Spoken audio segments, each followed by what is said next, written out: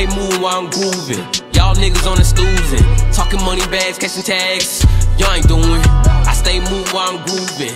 Y'all niggas on the.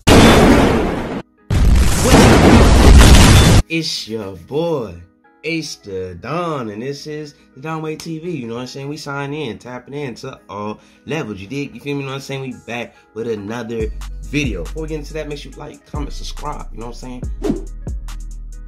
Type that shit up. You know what I'm saying? Yo, we want you to be some Twitter fingers over here. You know what I'm saying? Not really though. Not really. Appreciate y'all. But today, like I told y'all, if y'all tapped into my video, was it Monday? Yeah, Monday. It's gonna be a little something different. This is the 1904 Olympics was messed up. This is why. You know, so let me see if y'all fucking with this. Also, today I'll be dropping 2 videos. So when I do things like this, I'm not sure if y'all gonna fuck with it. I'm gonna drop a video that I know for sure you're gonna fuck with type shit. But, you know, let me know if y'all fucking with shit like this. And we can get to it. Let's go. Fair was held in St. Louis, Missouri, to celebrate the Louisiana Purchase 100 years earlier, when the United States purchased the enormous territory of Louisiana from... Damn! Nigga, if you look at the old territory, nigga, Louisiana, nigga. How did y'all end up just down the foot there? Damn. Damn. Nigga, Oklahoma used to be Louisiana. Damn, you know what? That explains a lot of shit. That explains a lot of shit. For a pitiful sum of $15 million. Part of the celebrations was the holding of the 1904 Summer Olympics. This was the first time the still young United States had hosted the Olympics, and so it should have been the grandest sporting event of the century. After all, the fair itself was magnificent. But in actuality, the 1904 Olympics was the strangest Olympics in history and tells a story of poison, medical malfeasance, and cheating so unbelievable you couldn't make it up. But before I reveal what I believe that motherfuckers love cheating. Do you want to know what I've always wanted to do? Become a lord of my very own medieval castle. You have kindly... I'll tell you, them motherfuckers, they be... Warriors, you can do that. Want to send out your fighters to battle? They know how to throw that shit in there. You open a myth, really lucky, which I used to lead one of that shit. God damn, bro. How long the goddamn? Oh, how long the goddamn? Castle via my link below. Diamonds. And a recent Russo-Japanese war tensions and difficulty getting to St. Louis, which involved a 1,000-mile train journey. The vast majority of the foreign contestants who were invited to compete failed to show up. One of the headline events was the marathon, but it turned out to be one of the most scandalous events in the history of sports. I bet. Let's set the ugly scene by taking a quick look at some of the marathon contestants. Is it crazy that only 32? Is it crazy that all the dudes he's showing us, he looked just like the motherfuckers? Is that crazy? That's crazy to me. In total, from 4 nations. Most were former Boston Marathon winners or hopefuls. But there were also some truly bizarre characters that turned up that year in St. Louis, such as Fred Laws, a bricklayer from New York who did all of his training in the dead of night because of his profession. He won a paid trip to compete in the Olympic Marathon as a prize for placing first in a local amateur 5-mile race. Then there were 10 Greek contestants who had never run a marathon in their lives, plus 2 members of the South African Tswana tribe who showed up in bare feet. And my personal favourite contestant was an absolute nut job from Cuba, Felix Cabajal, also known as André Cabajal. Felix was I got some Cubans watching me. Competing at the Olympic you Cuban tap in, man. So during his postal rounds, he would raise money for his trip to America, asking people to sponsor him. Remarkably, he was successful, and sure enough, in 1904, his bags were packed and he was on his way to St. Louis. But what did he do with all that sponsorship money? He went to Missouri. He made it as far as New Orleans and spent it all on drinking and gambling. Yes, every penny. He was forced to make the rest of his journey by hitchhiking and trekking across the wilderness. At least it was good practice for him. Boy, you made that shit harder for yourself, boy. Arrived at the starting post of the race, dressed in a beret, long-sleeve Beret. shirt, He said full-length beret. trousers, and heavy hiking boots. Completely opposite to the rest of the contestants, who were sporting much lighter clothing and footwear. Felix took the smart decision to hastily cut the bottom half of his trousers off to fashion them into shorts before the race began. The course was 24.85 miles. The roads, if you can call 24 them that, point. snaked up and down, punishingly steep inclines and declines 24 across miles? a total of 7 hills.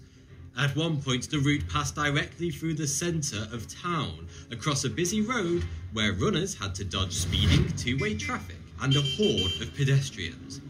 Most of the ground along the route was absolutely thick with dust and loose, jaggy stones that cut into the runners' feet.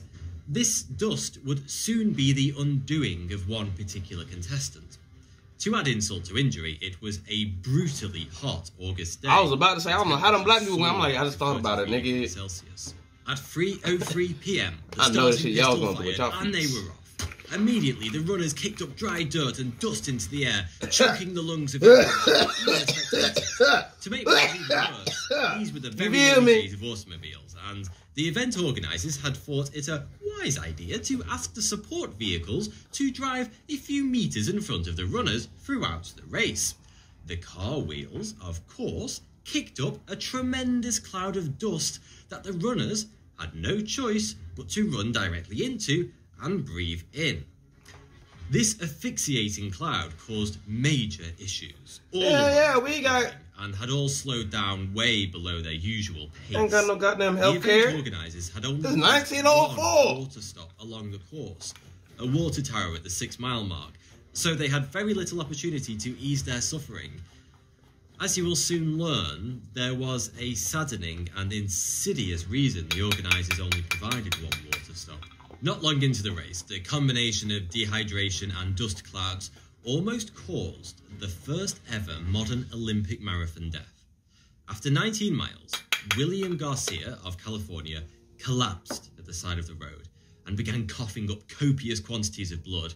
He would have died right there and then, if not for a passing bystander who picked him up and took him to the hospital, where it was discovered that the fine road dust had flooded into his lungs and coated his esophagus in a thick layer. It had also destroyed his stomach lining and was eating away at his insides like sandpaper. Damn! A near fatal internal hemorrhage. Boy, you almost died from running. Boy, some dust. Damn. Other contender, John Lawden, to start vomiting, and so he gave up and went home. How were the South African runners getting on? You may be wondering. Not a lot better. One of them, Len Tao, had been chased miles off course by a pack of wild dogs, which is not typically something you see today on televised Olympic marathons. What about my spiritual hero of this story, Hold up, wait a minute, hold up. Out of everybody that gets chased by some motherfucking dogs, wolves, the nigga gotta be the one? I'm just saying, ain't that like, that's some racist ass wolves, cuz. That's some racist, so you ain't gonna chase my black ass? What? He better than me, I would've grabbed a white motherfucker. Yeah. In 1904, man, you good, you good.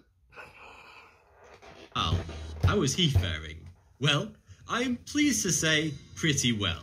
Fred Laws, the bricklayer, was in the lead, but Felix was not far behind him in his cumbersome dress clothes. He repeatedly stopped at the side of the road to chat to spectators. When he reached the busy crosstown traffic section of the race, he flagged down a passing car. He had noticed they were munching on peaches, and Felix, rather fancying one himself, asked if he could have one, but they refused. So, Felix reached into the car, grabbed 2 peaches, and ran away. In fact, Felix was far more concerned with devouring fruit than actually winning the race. You know, that nigga went and stole some fruit. He had begged and fundraised just to be a part of, because a little while later, having finished his peaches, he ran off the road into a nearby orchard and ate a few apples he plucked from a tree. Little did he know before it was too late, they were rotten inside and gave him awful stomach cramps. So he curled up on the floor and slept them off. He went to sleep. Hey, that's your body. During the race. He went to sleep. Niggas getting chased by wolves. Niggas almost dying by ducks. Motherfuckers stealing peaches. Motherfuckers going to sleep. Bruh. Race is ridiculous. This allowed another runner, Sam Mellor, to overtake him, and so he and Fred Laws were now in second and first place, respectively. But then Mellor was also attacked by a bout of stomach cramps, probably from the dust, not rotten apples, so just gave up on the race. Then, at the 9-mile marker, Fred Laws, still in the lead, also succumbed to stomach cramps and exhaustion. Did he give up? Not quite. He jumped into one of the support vehicles at the side of the road and caught a lift for the next 11 miles, after which he got out of the car and ran the remaining 4.85 miles back to the finish line at the stadium, acting coy as though his automobile-based shortcut never happened. He confidently waved at the pensive crowds. If I get there, I'm like, hey man, that's some bullshit. I seen that man get in that car. To claim first place. His time was 3 hours, 13 minutes. Laws initially acted as though he hadn't cheated, but then a spectator came forward just as the president's daughter, Alice Roosevelt, was lowering a wreath and gold medal around his neck to the adoration of cheering crowds. The spectator loudly uncovered his 11-mile car journey, and Laws quickly changed his tune. He claimed he had only done it as a joke and never intended to actually claim the win. Sure.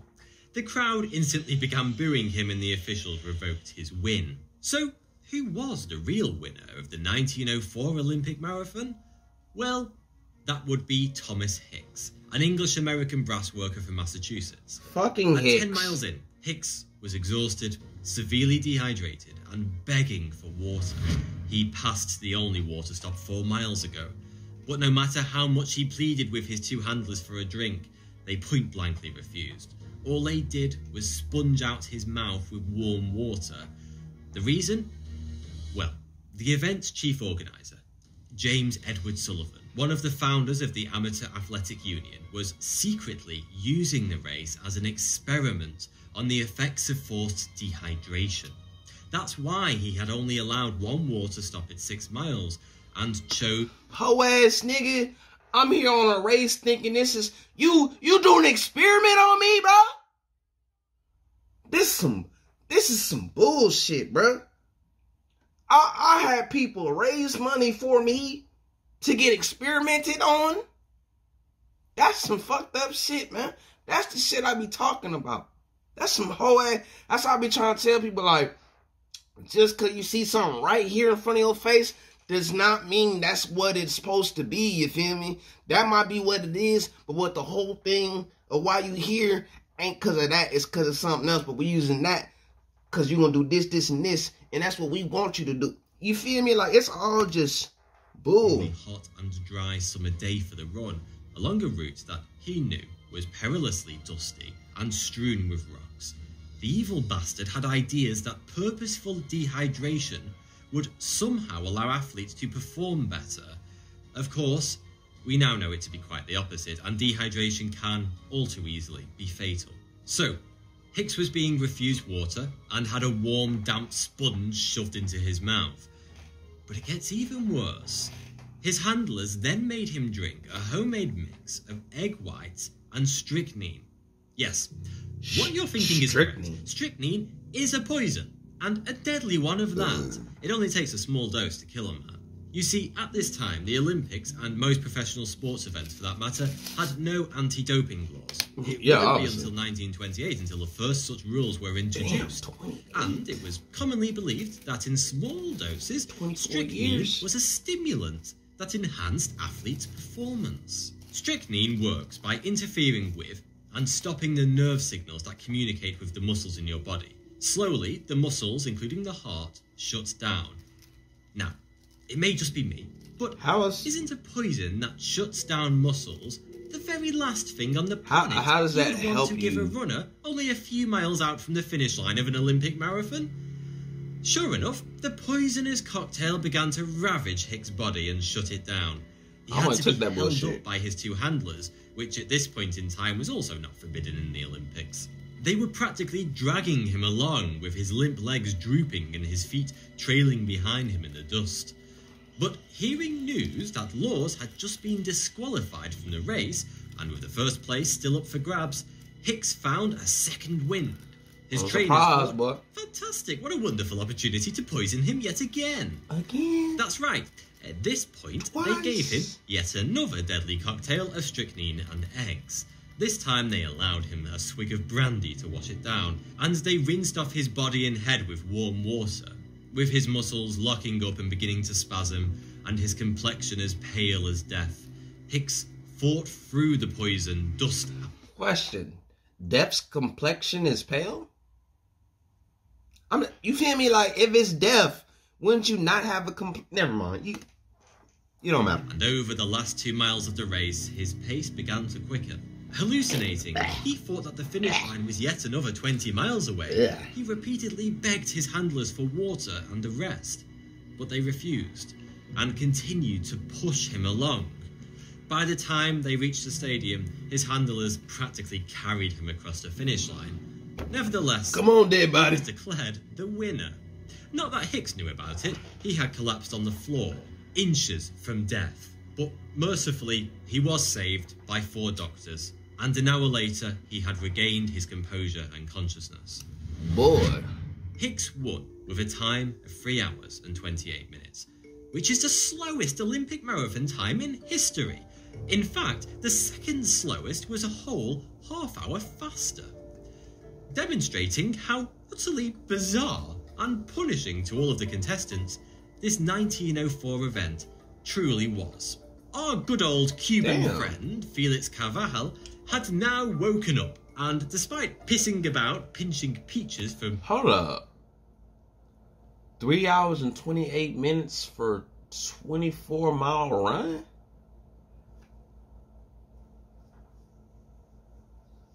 That's slow? I'm trying to think. If I used to have a 2-minute 14-mile every 2 minutes, no, every 2 miles, it's about 14 minutes for me. Yeah, I guess that is slow. Huh? Makes sense. Makes sense. All that bullshit. Damn. I already had to think about that real quick. Taking a nap, he still managed to come in 4th place. Though his finishing time is unknown, it's thought that if he hadn't have taken a nap, he probably would have won. So, the winner of the United States' first Olympic marathon was a man who was poisoned twice along the route, and he was only slightly ahead of a man who cracked jokes with bystanders and took a nap under a tree.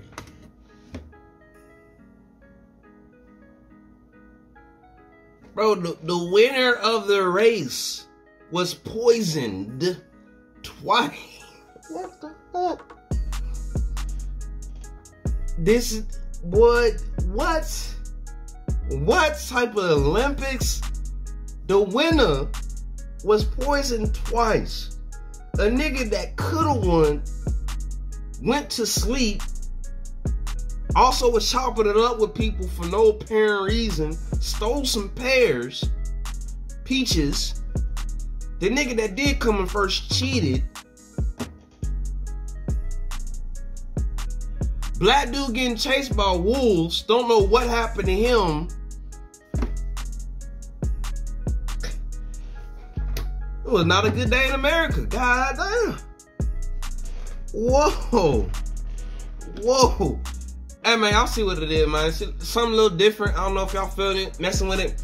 Definitely some crazy shit. Definitely some informational shit. Like 1904, some black dudes was out there. Did not get lynched or nothing. I want people to realize something right though. 1904, some African Americans came to America and they were not slaves. It's 1904. Think about that. Think about that. I ain't even gonna say, because I was say some shit a lot of motherfuckers don't realize that there was a whole civil war. It don't even matter. It don't even matter. It don't even matter. Look. That's another one. We're gonna drop 2 for y'all, just in case you ain't really fucking with this. We're gonna end it off with some Bounty Hunter D. So y'all tune in, tap in for that. This one probably came out like I'm probably gonna drop this one at 6:30 type shit, and then Bounty Hunter D. You feel me? Yes, sir. Yes, man. Yo, we're gonna sign up. We're gonna tap out ED. I stay moving while I'm grooving. Y'all niggas on the stoozing, talking money bags, catching tags. Y'all ain't doing. I stay moving while I'm grooving. Y'all niggas on the